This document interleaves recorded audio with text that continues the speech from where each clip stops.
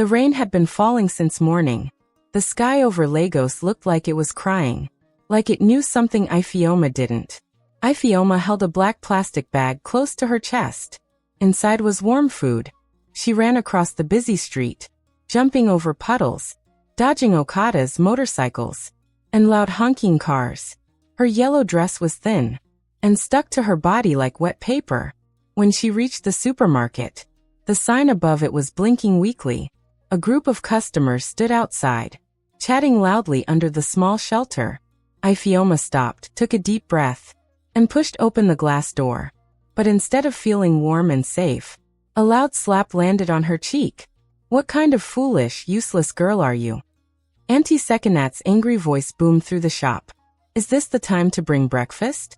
What were you doing bathing in the rain?" Sekinat snatched the plastic bag from Ifeoma's hand. The food container fell to the floor, and a bottle of water rolled away and broke. "I told you to bring food by 8. Sekinat shouted. "Do you think we all live in the bush like you?" Sekinat's nostrils flared. She raised her thick arm again to slap Ifeoma, but her daughter, Princess, caught her hand. Princess stood by the counter, wearing a white crop top and tight jeans. Her bright red lipstick was smudged. Her long braids hung over her shoulders like ropes. She looked at Ifeoma with disgust. "You look like trash the rain spat out." Princess sneered. "I wonder if you even own a mirror.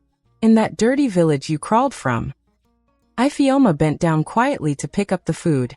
"I'm sorry," she whispered, her eyes filling with tears. "You're always sorry," Princess yelled. "You think saying sorry will clean this mess? You're just a bush girl smelling like wet slippers." Princess turned to her mom. "Mommy, this girl is so annoying. We should teach her a lesson." Sekinat's voice became calm but scary.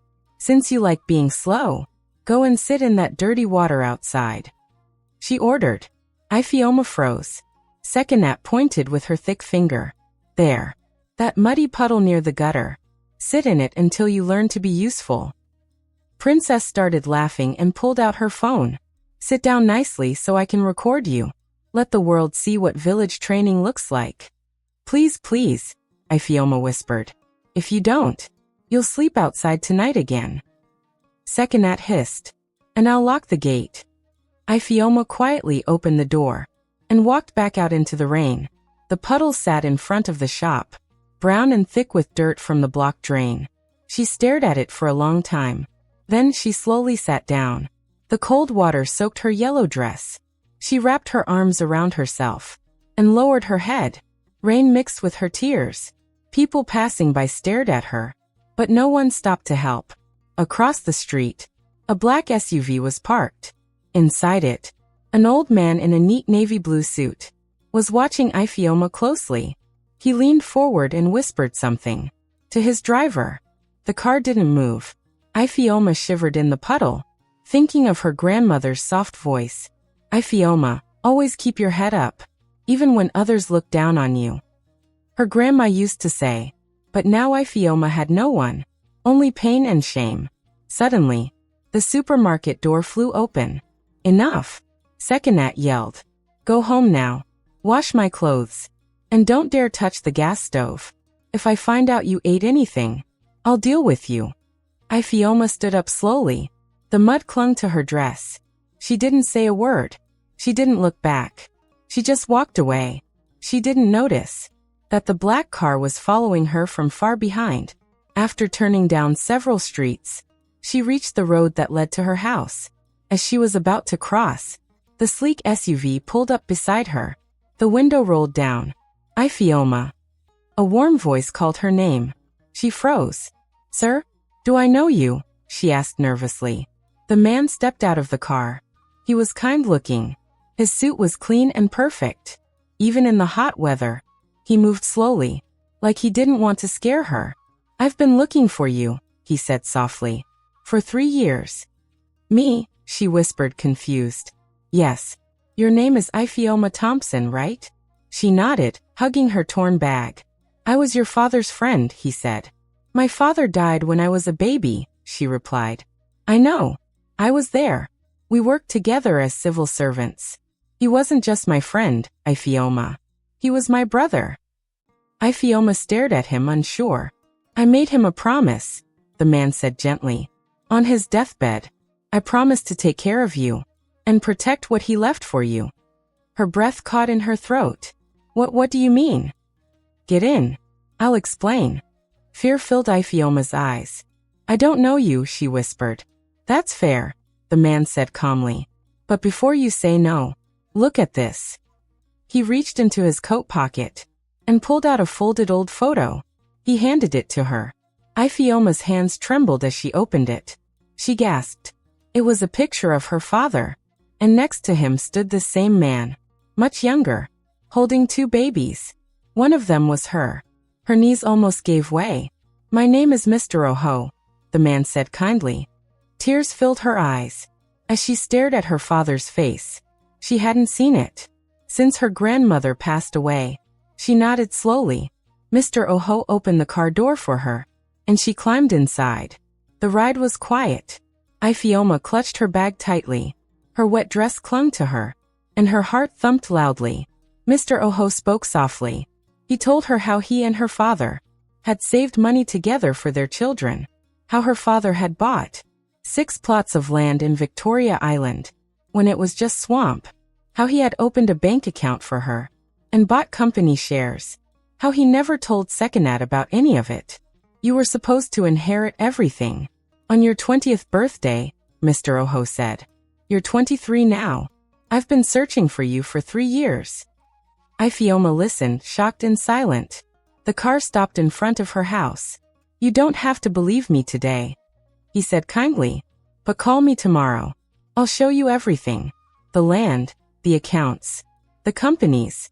Your father made sure you'd be safe. He loved you very much, Ifeoma. She stepped out of the car slowly, holding the photo tight to her chest. The SUV drove away. Ifeoma stood under the dripping leaves, staring at her father's picture, her heart racing. That night, she couldn't sleep. She lay on her thin mat quietly, thinking of everything.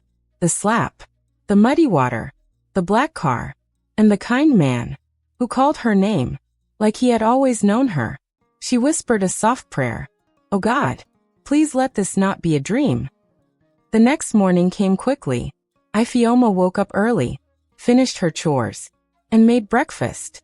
When Auntie Sekinat and Princess left the house, Ifeoma quickly dressed and ran out to meet Mr. Oho. His shiny black SUV was already waiting nearby. He smiled and waved. Come, he said kindly. Inside the car, Ifeoma stared out the window. The city around her slowly changed. They drove away from the rusty zinc roofs and narrow broken roads of Ajagunla to smooth expressways leading into Victoria Island. Ifeoma's eyes widened. She had never seen this side of Lagos. She had never crossed the long blue bridge with its tall streetlights and water below. All this is Lagos, she whispered. Mr. Oho chuckled softly. Yes, same Lagos. 2 sides of it. Soon the SUV turned down a quieter road. They stopped beside a huge open field, with tall grass swaying in the wind. This? Ifeoma asked softly. This is it. Mr. Oho nodded. 6 plots, he said. Your father bought this in 2002, when it was just swamp. People laughed at him then. Ifeoma blinked in surprise. And that's not all, Mr. Oho said. He also bought another 6 plots in Lekki. He invested in many companies, opened a special savings account, and even created a scholarship fund for you. He left everything under my care, with instructions to give it to you when you turn 20. You are now worth over 1.2 billion naira. All of this is yours, Ifeoma. I kept my promise to your father for over 22 years. Ifeoma stood in stunned silence, tears filling her eyes. The world around Ifeoma suddenly felt quiet and far away. She froze like a statue. Her mouth opened, but no words came out, only air. Then what? She whispered softly, her voice shaking like a little child who wanted to believe in a miracle. I don't, she stammered, her voice breaking. I don't understand. You mean me? Me. Tears filled her eyes again, but this time they weren't from pain. No, it's not possible, she said, shaking her head.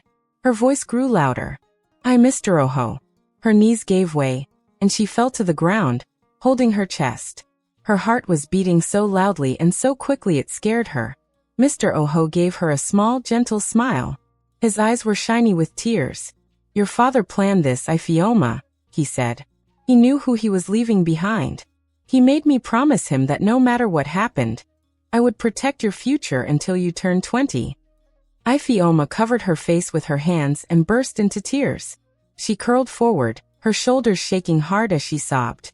For the first time in her life, someone saw her as special. Not as a burden. Not as just a house girl. Not as an orphan. But as someone who mattered. Mr. Oho reached across and gently placed a photograph in her lap. It was a black and white picture of her father smiling kindly. Ifeoma lifted her face, her wet eyes staring at the image. Daddy, she whispered, her lips trembling. She touched the photo with her fingers. 1,000 memories she never got to make with him hit her heart all at once. I thought no one remembered me, she said through her tears. I thought I was just a mistake. Forgotten. Mr. Oho put a kind hand on her back. You were never forgotten, Ifeoma. You were hidden for a time for your own good. But now, his voice was firm. Now it's time to rise. Ifeoma stood up slowly, still crying. She placed the papers carefully on her lap as if they were precious. I'm worth 1.2 billion naira, she whispered to herself. She needed to say it out loud to believe it. Yes, my dear, Mr. Oho said softly. You are. The room was silent for a long time. Then Ifeoma smiled through her tears, through the pain, through her disbelief. It was the smile of someone who had suffered for too long but was finally breathing. Not just air, but hope. Later that afternoon, Mr. Oho took Ifeoma to his big mansion. Soft sunlight came through the large windows and fell on a shiny mahogany table. On top of the table was a neat stack of brown and white folders. Each folder had black ink writing on it. One folder said, Certificate of Occupancy. Another said, Investment Portfolio, Coca-Cola Guinness. Another listed a fixed deposit account with Access Bank. There were land papers for 6 plots on Victoria Island and 6 plots in Lekki Phase 1. Mr. Oho sat across from Ifeoma. His eyes were kind but serious. He touched the top folder gently, and then pushed the whole stack toward her. They're all yours, he said softly. Everything your father left behind belongs to you. Ifeoma's hands stopped in midair. She looked at the documents as if they might disappear if she grabbed them too quickly. Her throat felt tight. Her heart beat like a faraway drum. Finally, she picked up the top document. Her name was there, bold and clear. Ifeoma Thompson. Real. Official. Hers. She went through each paper, her hands shaking, her lips trembling. Each one carried the weight of her father's love and careful planning. Her tears made the words blurry. I don't know what to say, she whispered. I don't deserve this. Mr. Oho leaned forward kindly. You do, my daughter. You always have. You were just left in the wrong hands after your parents died. But God never forgot you. Ifeoma lowered the paper and looked at him with pleading eyes. Please, can you hold them for me? She asked softly. Mr. Oho blinked, surprised. What? Ifeoma sat up straighter. Her mind was racing. Please don't be angry. I want to go home without these documents. My Aunt Sekinat might do something bad if she finds them. Please, sir. Just a few more weeks. Let me think. Let me breathe. Mr. Oho frowned gently. Ifeoma, you don't have to go back there. You don't owe them anything. I know, she said quietly. But I don't want to run away with this. I want to walk away with my head held high. Not as a house girl. Not as an orphan. But as the woman my father wanted me to be. Even if I never knew him. There was a long silence. Finally, Mr. Oho nodded, deeply moved. You're braver than I thought. I just need you to keep these safe, please. I promise I'll come back soon, she said. She reached for his hand. Don't let anyone know. Not yet. I swear it, Mr. Oho said, holding her hand gently. Ifeoma stood up, her body tired from the long day, but her spirit felt different now. She carried something new, dignity.